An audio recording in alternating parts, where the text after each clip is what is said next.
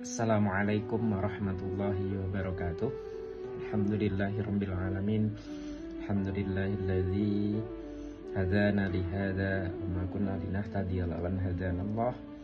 Alhamdulillahilladzi bi dzikri anbiya'ihi wa awliyaihi tatanazzalu rahmat wal barakat. Allahumma shalli ala sayyidina wa maulana Muhammadin al-mujtaba wal mustafa wa ala alihi wa ashabihi min dawil huquqi wal huda wal wafa. Allahumma anfa'na bima 'allamtana wa 'allimna ma yanfa'una wa zidna ilma. Allahumma rzuqna fahman nabiyyin wa ifhamal malaikatil muqarrabin ya mujibas sa'ilin amin amin ya rabbal alamin. Alhamdulillah, pada kesempatan pada sore hari ini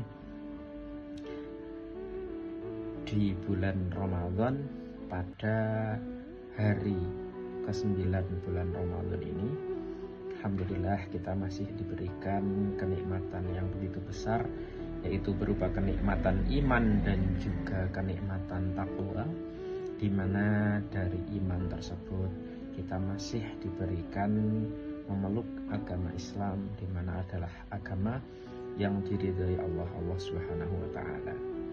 Lalu kemudian izinkanlah menyampaikan sebuah atau dua patah kata terkait Ramadan. Dengan adanya hal tersebut, semoga kita sama-sama bisa belajar, kita sama-sama bisa untuk kemudian membekali diri kita agar lebih baik lagi. Kenapa? Karena bulan Ramadan ini seperti disebutkan oleh para banyak ulama bahwa bulan Ramadan adalah bulannya Allah bulannya umatnya Allah Subhanahu wa taala. Maka disebutkan bahwa dimulai daripada Rajab itu adalah Ar-Rajabu Syahri. Rajab itu adalah bulannya, Rajab itu adalah Syahrullah. Rajab itu adalah bulannya Allah. Kemudian Sya'ban itu adalah Syahri, yaitu bulannya Nabi. Dan Ramadan itu adalah Syahru Ummati, atau bulannya umatnya Nabi Muhammad SAW. Kenapa demikian? Karena ternyata ketika kita pelajari lebih lanjut bahwa Ramadan ini adalah bulan di mana Allah kemudian berfirman, Allah kemudian dalam hadisnya, wa ana ajzi bihi, Allah lah yang kemudian saya yang akan membalas amalan-amalan umat Nabi Muhammad SAW di bulan Ramadan ini. Betapa kita harus selalu bersyukur kepada Allah Subhanahu wa taala. Kita harus selalu bersyukur kepada Nabi kita, junjungan Nabi Muhammad SAW. Karena berkat Nabi Muhammad, Nabi yang kemudian diantara daripada nabi-nabi yang lainnya, Nabi Muhammad ini paling kemudian perhatian terhadap umatnya. Ketika diantara nabi-nabi yang lain, doa-doanya itu langsung terkabulkan pada saat dulu, tetapi Nabi Muhammad menyembunyikan doanya hanya untuk kepada kita, umatnya. Sehingga harusnya Nabi Muhammad bisa kemudian di surga sendiri, kemudian tidak memperdulikan atau tidak perlu membawa umatnya, itu bisa. Tetapi ternyata tidak. Betapa Nabi Muhammad itu rahmatan lil alamin, kasih sayangnya kepada seluruh umat.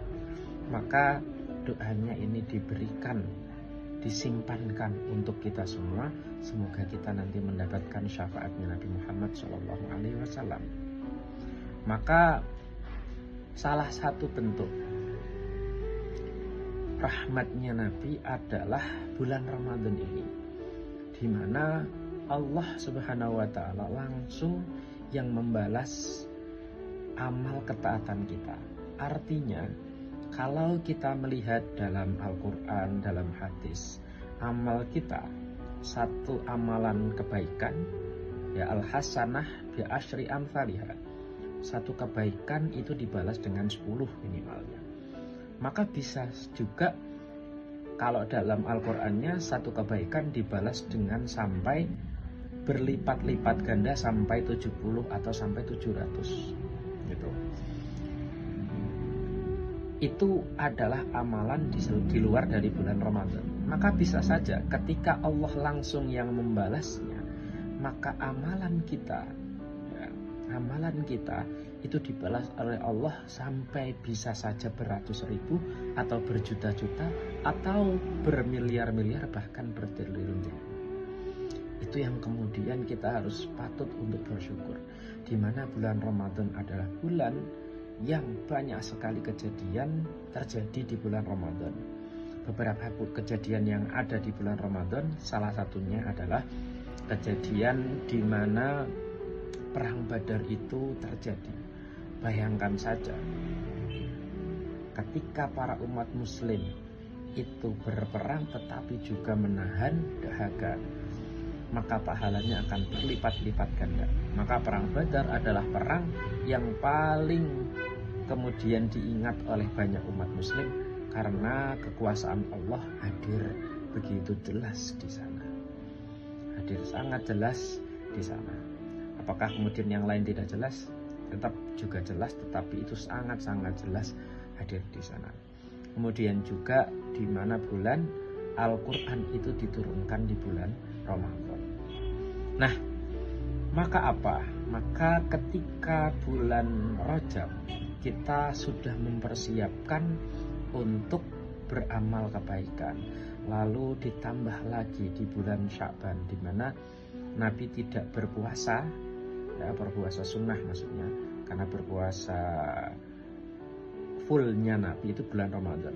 Maka Nabi tidak berpuasa di satu bulan yang paling banyak kecuali di bulan Sya'ban. Yang paling banyak, bukan kemudian seluruh hari di bulan Sya'ban. Maka kemudian cara untuk melatih diri dengan mengadakan yang dinamakan istiqomah. Maka istiqomah ini penting ya untuk melatih diri, dimulai dari bulan Rajab dulu. Kemudian ada di bulan Sya'ban, dan kita memanen terhadap hal-hal tersebut sehingga menjadi terbiasa untuk berpuasa, menjadi terbiasa untuk beramal soleh, beramal kebaikan. Itu ada di bulan Ramadan. Maka di bulan Ramadan ini yang ingin kami sampaikan dan juga ingin untuk menjadi catatan bersama kita, itu adalah kita harus kemudian mengistiqomahkan adanya perkara-perkara taat, amalan-amalan ketaatan di bulan Ramadan ini. Maka bagaimana cara kita agar tidak hanya mengkhususkan amalan kebaikan di bulan Ramadan saja, tetapi kita juga meramadankan bulan-bulan seterusnya. Kita juga kemudian membuat bulan-bulan yang lainnya amalannya seperti halnya saat di bulan Ramadan, dengan membaca Al-Quran, dengan kemudian qiyamul lail, dengan melakukan sholat malam, sholat witir. Kemudian di siang harinya kita banyak melakukan adanya kebaikan, sore harinya kita kemudian memberikan buka bersama atau takjil kepada orang lain. Ini yang kemudian dilakukan oleh orang-orang sini, memberikan takjil, memberikan adanya bukaan walaupun hanya seteguk air, walaupun hanya es teh gitu, yang itu diberikan di jalan-jalan. Beberapa orang yang kemudian ingin dan tahu betapa pahala di bulan Ramadan ini sangat besar. Makanya bagaimana cara kita tadi mempunyai prinsip meramadankan bulan-bulan selebihnya, meramadankan bulan-bulan setelah bulan Ramadan, gitu ya. Maka kuncinya tadi adalah istiqomah. Istiqomah ini semoga nanti amalan-amalan ketaatan, semoga nantinya sholat-sholat yang kita laksanakan di bulan Ramadan itu juga akan kemudian berdampak di bulan-bulan setelahnya. Maka kemudian ada syariat yang agar nantinya di bulan setelahnya tetap ada puasa, seperti halnya di bulan Syawal ada kemudian kesunahan puasa 6 hari. Itu yang kemudian ini loh, setidak-tidaknya masih ada puasa yang kamu jalankan di bulan setelahnya. Maka bentuk istiqomah ini itu sudah dicontohkan oleh banyak sekali daripada ulama. Beberapa di antaranya kita runtutkan dulu. Yang pertama dari kalangan para sahabat. Istiqomah secara umum ini sudah kemudian dilakukan oleh para sahabat. Bukan kemudian masalah waktu lamanya, tetapi bagaimana istiqomah tersebut, rajin tersebut, lalu telaten tersebut itu dilakukan oleh para ulama. Salah satunya adalah sahabat. Kita tahu perawi terbanyak dari Nabi Muhammad SAW itu adalah Sayyidina Abu Hurairah. Kalau kita tahu dan kita menelisik ke belakang, Sayyidina Abu Hurairah itu bukan merupakan sahabat yang awalun as-sabiqunal awalun minal muhajirin wal ansor, bukan merupakan orang-orang awal yang pertama kali masuk Islam, tetapi kemudian menjadi orang yang nanti paling banyak meriwayatkan hadisnya Nabi karena ketekunan beliau, karena keistiqamahan beliau. Beliau baru masuk Islam itu ada yang bilang adalah ketika beliau di tahun ke-7 Hijriah. Berarti menjumpai Nabi itu hanya 3 atau 3,5 tahun saja. Tetapi dengan waktu 3,5 tahun tersebut, beliau tidak pernah melepaskan pandangannya sedikit pun dari jauh daripada Nabi Muhammad SAW, sehingga segala macam aktivitas Nabi Muhammad selalu terekam dalam ingatannya Sayyidina Abu Hurairah. Itu bukti dan juga hasil dari sebuah istiqomah. Lalu kita juga tahu banyak sekali sahabat pula yang kemudian mereka itu juga masuk Islamnya baru, tapi kemudian mereka tahu, mereka istiqomah dan hasilnya menjadi sahabat, menjadi orang-orang solih yang namanya tercatat dalam sejarah-sejarah tarikh Islam. Seperti halnya sahabat Khalid bin Walid. Khalid bin Walid ini juga bukan merupakan orang yang baru awal-awal masuk Islam, tetapi justru masuk Islamnya itu di tahun-tahun terakhirnya. Bahkan saat perang Uhud, Khalid bin Walid ini adalah orang yang kemudian menyebabkan tentara muslim ini banyak sekali mati syahid, atau orang yang nantinya menyebabkan kerugian dalam perang Uhud tersebut. Itu adalah sahabat Khalid bin Walid saat itu. Dan masih banyak sekali sahabat-sahabat yang lainnya yang kemudian dalam rentang waktu yang sedikit tetapi dengan kesungguhan hati, dengan keistiqomahan tersebut, sahabat tersebut mampu untuk menjadi orang-orang soleh, menjadi orang-orang yang kontribusinya, amal jariahnya itu akan sampai kepada yaumil qiyamah. Lalu ada lagi dari kalangan wali, ada Dinar ya. Kemudian ada lagi daripada sahabat yang kemudian Imam Al-Haris Al-Muhasibi ya.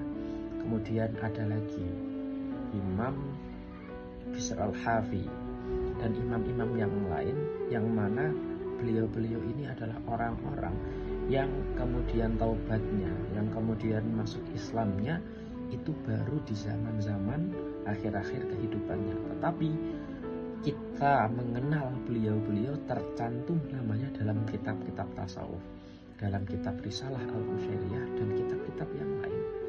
Betapa bahwa istiqomah itu adalah al-khairun min alfi karamah. Betapa bahwa ketika Nabi ditanyai tentang amal apa yang paling bagus, maka Nabi menjawab bahwa ayul a'mal khair, ayul a'mal afdal. Ya Nabi, kemudian apakah amal yang paling bagus, apakah amal yang paling mulia, yang paling afdal? Maka Nabi menjawab, yang amal yang paling bagus adalah apa? Adalah khairul a'mali itu maqalla wadama, madama wa in qalla. Maka sebaik-baik amal itu adalah aukamakol, yaitu adalah sesuatu yang nantinya selalu diistiqomahkan, selalu dilanggengkan, walaupun itu hanya sedikit gitu. Maka perkara yang sedikit ini yang penting diamalkan, yang penting kita tahu hal tersebut, itu malah lebih baik daripada banyak tetapi kita tidak mampu untuk melaksanakannya, tidak mampu untuk mempraktekannya, atau justru naudzubillah malah acuh tak acuh terhadap ilmu tersebut. Maka banyak sekali dari wali-wali yang tersebut yang kemudian mendapatkan manfaat dari istiqomah ini. Salah satu di antaranya adalah Imam Syafi'i. Imam Syafi'i ini memang kita tahu sejak kecil beliau mempunyai banyak ilmu. Tetapi yang perlu kita catat bahwa Imam Syafi'i ini dimakamkan, dikebumikan berada di Mesir. Nah, yang orang-orang mungkin belum tahu bahwa Imam Syafi'i itu berada di Mesir dan kemudian nanti madhabnya juga cukup banyak diambil oleh orang-orang Mesir, itu hanya berada di Mesir selama 3-4 tahun saja. Tetapi kita tahu bahwa murid-murid beliau langsung menjadi murid-murid yang alim karena keistiqomahan beliau dalam mengajar, serta adanya murid-murid juga yang istiqomah dalam menghadiri majelis ilmunya beliau.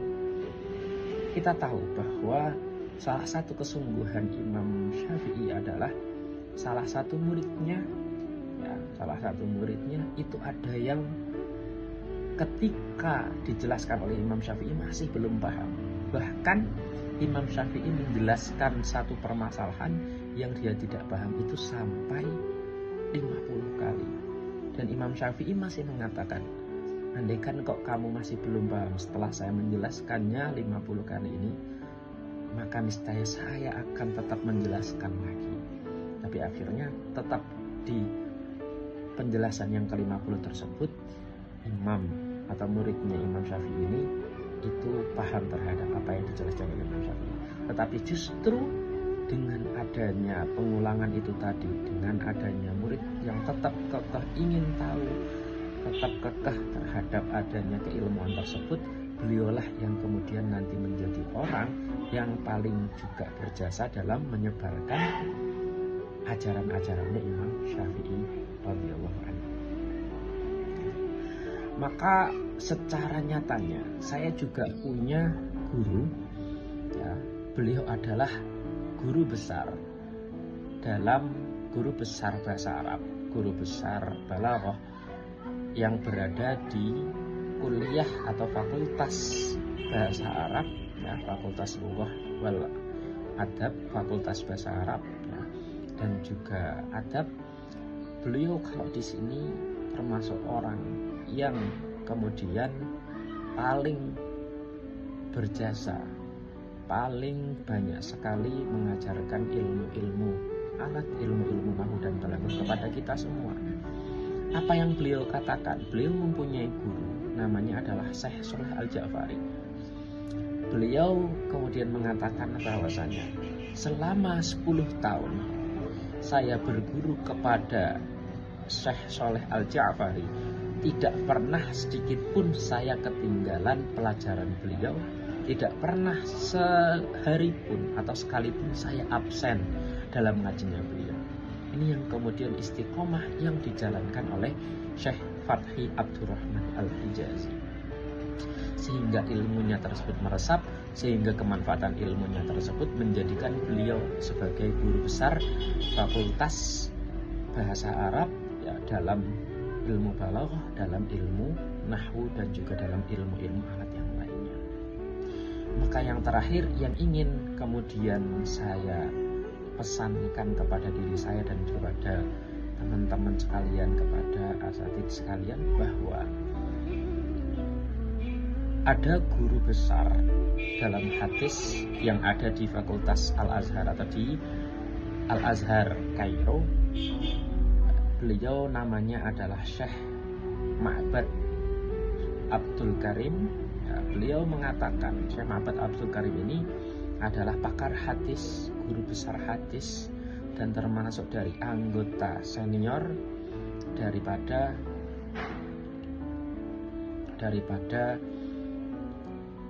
universitas dan juga daripada Masjid Al-Azhar Kairo, Mesir. Maka apa yang dipesankan beliau? Padahal beliau ini adalah guru-guru besar yang kemudian tahu dan juga kemudian berpengalaman dalam dakwah, dalam mengajarkan ilmu. Apa yang beliau pesankan agar kita kemudian tidak langsung terburu-buru, beliau mengatakan bahwa wahai anak-anakku, wahai kemudian teman-temanku, bahwa dulu ulama-ulama itu belajar 8 tahun hanya untuk berbicara 8 menit di depan orang-orang. Menjelaskan 8 menit di depan orang-orang itu butuh belajar selama 8 tahun. Tetapi sekarang anehnya orang-orang itu belajar hanya 8 menit melalui AI, melalui internet dan lain sebagainya, yang kemudian dipakai untuk berbicara, dipakai untuk pidato selama bertahun-tahun, selama 8 tahun. Ini yang kemudian kita harus perhatikan, bahwa keistiqomahan kita terhadap ngaji, kita harus mendekatkan diri kepada masyayikh, kepada para ulama, kepada para kiai, yang kemudian kiai tersebut memang kita bisa anggap sebagai kiai, sehingga kita bisa ambil petuahnya, kita bisa ambil ilmunya, dan kita gandul kepada sarungnya beliau, kepada sorbannya beliau. Kita pokoknya ngikut terhadap apa yang kemudian semoga nanti di akhirat beliau menjadi syafaat kita juga di yaumil qiyamah. Maka itu harapan kita yang paling besar, semoga di bulan Ramadan ini keistiqomahan kita nanti akan selalu bertambah, selalu tetap terjaga di bulan-bulan selainnya juga, di bulan-bulan yang lainnya juga. Maka mungkin hadza minni wallahul muwaffiq ila aqwamit thoriq. Wassalamualaikum warahmatullahi wabarakatuh.